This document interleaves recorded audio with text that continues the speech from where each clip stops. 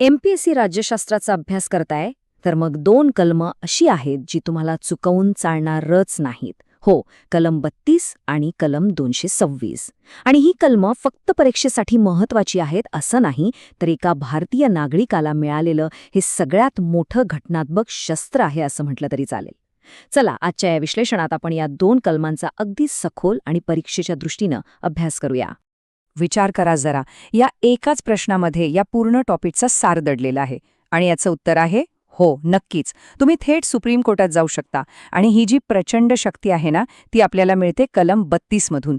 मग हे कलम इतका खास का आहे आणि कलम 226 हे त्याच्यापेक्षा जास्त व्यापक कसं काय असू शकतं, हेच सगळं आज आपण समजून घेणार आहोत. लक्षात ठेवा, कंबाईन पूर्व आणि मुख्य परीक्षेसाठी हा भाग प्रचंड महत्वाचा आहे. ठीक आहे, तर मग सुरुवात करूया अगदी बेसिकपासून. आपली जी घटनात्मक चौकट आहे त्यात आपले मूलभूत अधिकार आणि आपले न्यायालय यांचं नेमकं नातं काय आहे हे आधी स्पष्ट करून घेऊ. एक गोष्ट इथे पक्की लक्षात ठेवली पाहिजे. संविधानाच्या भाग 3 मध्ये जे मूलभूत अधिकार दिलेत ना, त्या निव्वळ घोषणा नाहीत. विचार करा, जर ते अधिकार लागू करायची काही सिस्टीमच नसती तर ते निरर्थक ठरले असते, नाही का?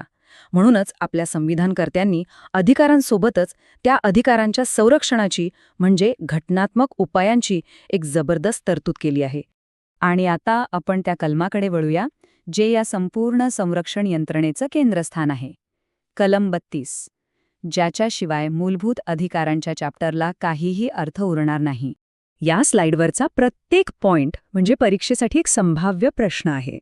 पहिली आणि सगळ्यात महत्त्वाची गोष्ट म्हणजे कलम 32 हे स्वतःचं एक फंडामेंटल राईट आहे.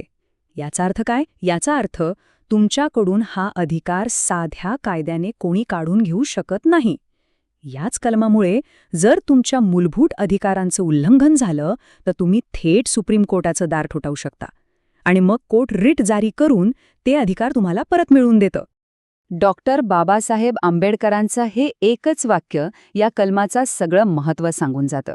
त्यांनी याला संविधानाचा आत्मा आणि हृदय का म्हटलं असेल? कारण हेच ते कलम आहे जे इतर सगळ्या मूलभूत अधिकारांना जिवंत ठेवतं, त्यांना अर्थपूर्ण बनवतं. याच कलमामुळे आपले अधिकार फक्त कागदावरचे शब्द न राहता प्रत्यक्षात येतात.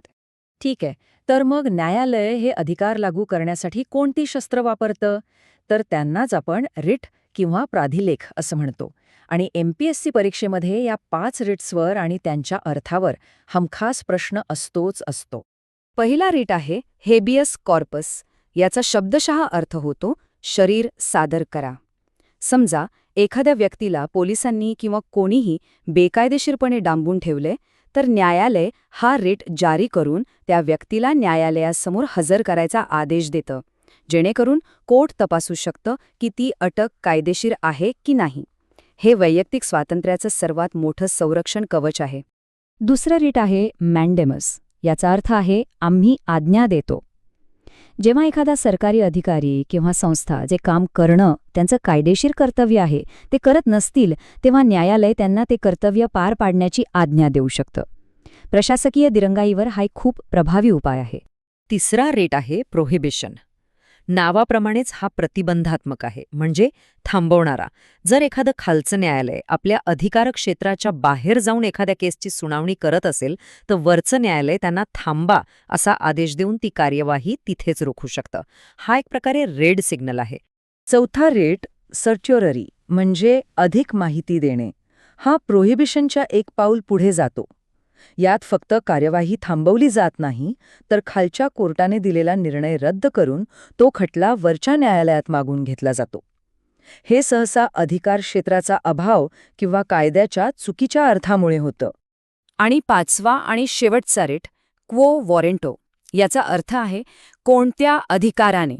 जर एखादी व्यक्ती बेकायदेशीरपणे एखादं सरकारी पद मिळवून बसली असेल, तर न्यायालय या रिटद्वारे त्या व्यक्तीला विचारू शकतं की तुम्ही कोणत्या अधिकाराने हे पद धारण केलं आहे आणि त्या पदावरच्या त्याच्या दाव्याची वैधता तपासू शकतं.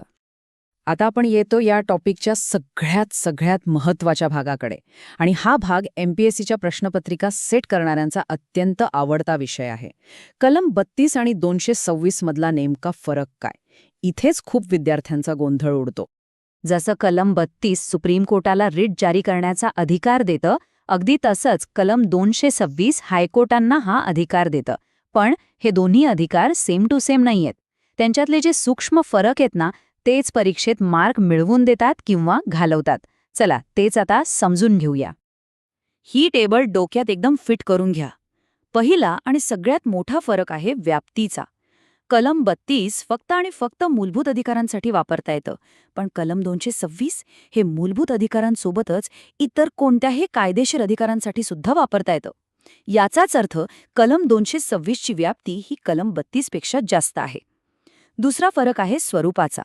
कलम 32 हा स्वतःच मूलभूत अधिकार असल्यामुळे सुप्रीम कोर्ट तुम्हाला दाद नाकारू शकत नाही, पण कलम 226 अंतर्गत हायकोर्टात जाणं हा तुमचा विवेकाधीन अधिकार आहे. आणि तिसरा महत्वाचा फरक म्हणजे राष्ट्रीय आणीबाणीच्या काळात कलम 32 निलंबित होऊ शकतं, पण कलम 226 निलंबित होत नाही. हा मुद्दा पुन्हा एकदा हायलाईट करूया, कारण आयोग इथेच तुम्हाला अडकवतो. परीक्षेत हमखास एक विधान येतं, कलम 32चे अधिकार क्षेत्र कलम 226 पेक्षा व्यापक आहे. तर हे विधान पूर्णपणे 100% चुकीचं आहे.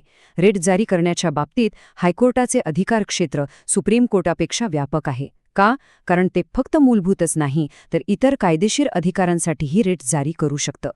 चला तर मग आता हे सगळं एकत्र जोडून बघूया की ही दोन कलमं आपल्या भारतीय लोकशाही आणि न्यायव्यवस्थेसाठी इतकी आवश्यक का आहेत.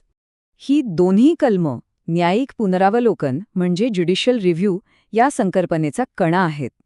याच पॉवरमुळे आपलं न्यायालय सरकारनं किंवा संसदेनं बनवलेल्या कोणत्याही कायद्याची किंवा निर्णयाची घटनात्मकता तपासू शकतं. म्हणजे तो कायदा किंवा निर्णय संविधानाच्या चौकटीत बसतो की नाही हे पाहू शकतो. यामुळेच आपल्या देशात कायद्याचं राज्य टिकून आहे. थोडक्यात सांगायचं झालं तर ही कलमं एका सामान्य नागरिकाला राज्याच्या प्रचंड शक्तीविरोधात एक भक्कम संरक्षण देतात. आपले हक्क केवळ पुस्तकातले शब्द नाहीत, तर ते प्रत्यक्षात मिळवता येतात याची खात्री देतात. यामुळेच आपल्या देशात संविधानाला सर्वोच्च मानलं जातं आणि आपली लोकशाही मजबूत होते. आणि जाता जाता एक प्रश्न तुमच्यासाठी, जो तुम्हाला मुख्य परीक्षेच्या उत्तरासाठी विचार करायला लावेल. सुप्रीम कोर्ट आणि हायकोर्ट या दोन्ही पातळ्यांवर रिट अधिकार क्षेत्राची ही जी दुहेरी यंत्रणा आहे, ती केंद्र-राज्य संबंध आणि नागरिकांच्या अधिकारांमध्ये संतुलन साधून आपल्या भारतीय लोकशाहीला अजून मजबूत कशी बनवते, यावर नक्की विचार करा.